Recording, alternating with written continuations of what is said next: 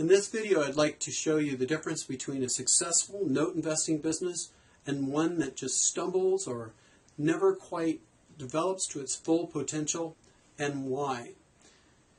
So there's a book called The Dip by Seth Godin, very famous business development writer, and he presented the research that showed why it is that so many businesses fail. Now, you've heard the statistics that more than 50% of the businesses that start in the United States actually stumble and fall and fail within the first year.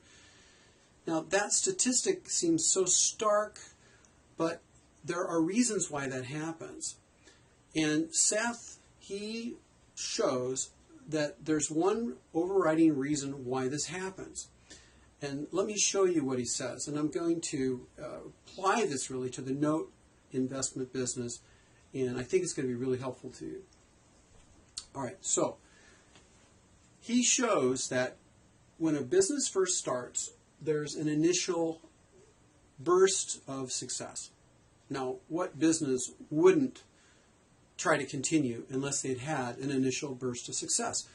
A business owner finds a need in the market, brings a solution to that need, and they make money.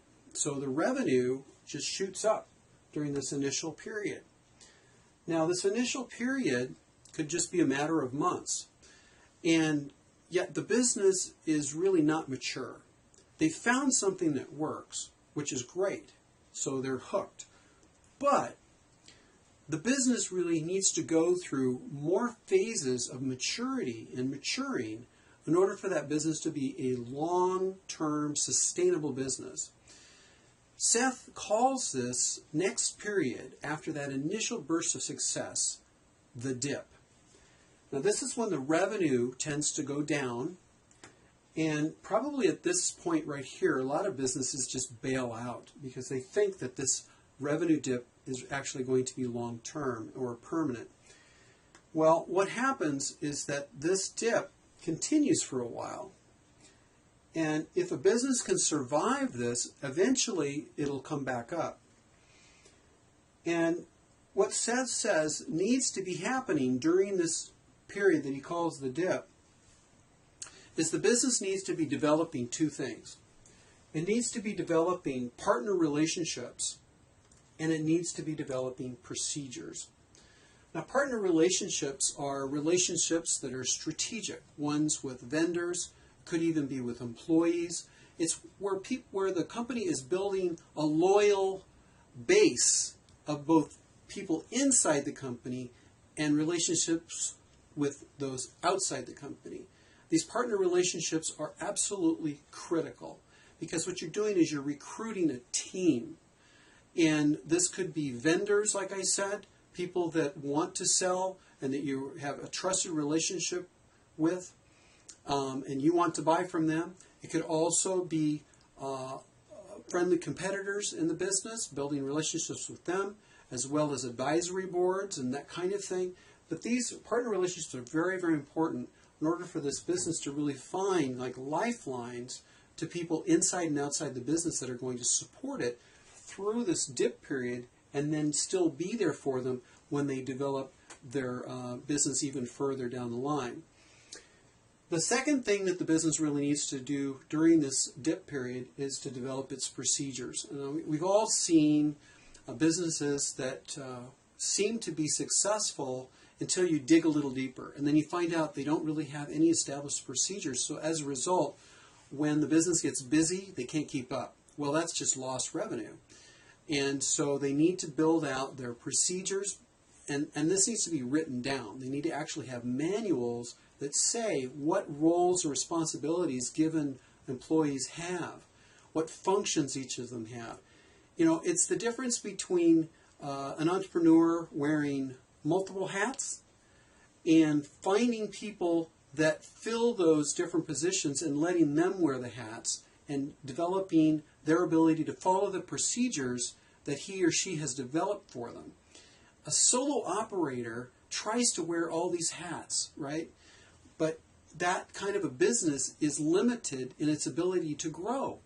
So it's important for an entrepreneur to be thinking of the future. Yes, he or she has to do all those things in the beginning, but to very quickly start writing everything down so that when someone comes forward who will fill that position even better than the entrepreneur, to very quickly pass that off and use that revenue to multiply the entrepreneur's role. Kind of like cloning yourself, right? Now I was going to go back with partners. It's also important for the entrepreneur to build the partners and trust them. There's a certain element of trust that needs to happen.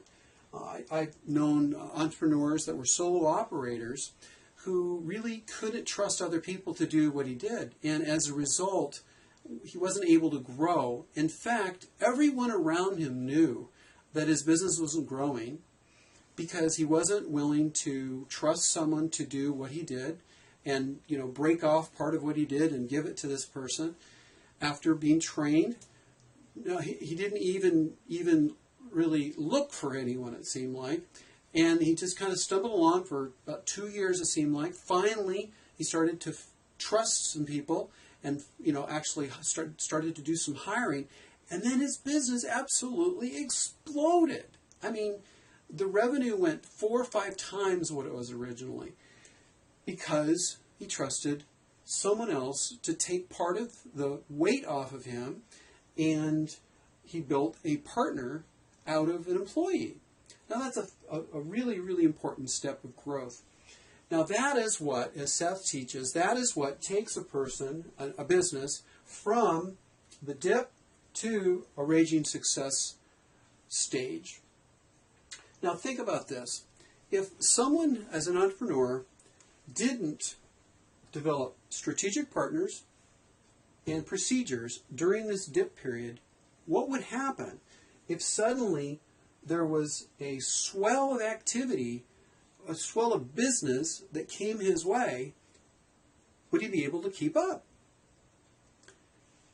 I think you know what I'm thinking, and that is what would happen is the business would get that new revenue and then they would just top out.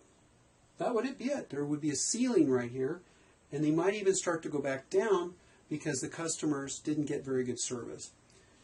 So it's very important during this dip period to build out the partnership relationships and the procedures so that this business is ready to really grow when some of these obstacles are overcome. So this is very important. If you're a note investor and you've bought a few notes and you've seen the great profit and you've gotten excited about it, good for you. That's fantastic. Now, where are you going to take it from here? Are you experiencing your initial burst of success? Well, you have a dip in front of you. Take advantage of it. Start to build out your partner relationships, your procedures, so that you can start letting other people wear those hats that you've been wearing, so that when you suddenly have a big capital partner come your way, you're ready. Now, what if someone came to you with $10 million to invest in notes? Could you keep up? Do you have your procedures and partner relationships ready so that you could buy enough notes that you would have all your servicing company all lined up, you have your lawyer, your legal team lined up, you have all these things ready so that when you got this big new infusion of cash, that you're ready to go out there and hit it. You see, there's more to this business than this initial burst of success. So, I would just encourage you to keep growing and not look at this time as discouraging. It's there for preparation for the future. Another thing I want to point out is when we go to guru camps and training camps, what do the gurus usually talk about? Do they talk about just beginning a business? Or do they talk about raging success? Again, I think you know what I'm thinking. Even though a person may be at the very, very beginning of their business, most gurus in order to sell their course, I mean, let's be frank about it, they have to talk about this point here, the raging success. Now, if they don't talk about this, again, they're not going to sell their course. So there's a reason why they do that. But what we have to do is think, we're here, or we're somewhere in this initial burst. We have a long way to go. And the other thing that this could use, you could use this as an encouragement, is something that I heard from a hedge fund manager, which was very interesting. He was talking about the fact that he now is experiencing this raging success, but he had to go through all these stages. Well, now that he's at this period, and he knew how difficult it was to develop his partnerships and his systems, he knows that anybody else starting in the industry has to start out in the very beginning. If they see him with his raging success and they think, I want to be like him, I want my company to be like his, he knows they're starting out at the very beginning. Or maybe they're in the dip. And what protects him from his competitors is the dip. So once you've gone through that, you know you don't have to go through it again. As long as you keep your metrics sharp and you're monitoring your business and you're not lying to yourself about, something, this dip is protecting you against your competitors who are trying to catch up with you, but it's going to be a long time before they do. So I'm hoping that this was instructive for you. I hope it was helpful.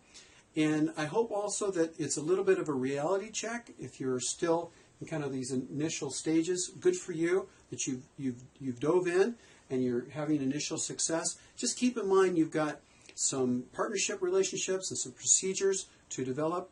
And I know you can do it because there's plenty of opportunity, but don't get discouraged if you're in the middle here, that you know that raging success is in your future.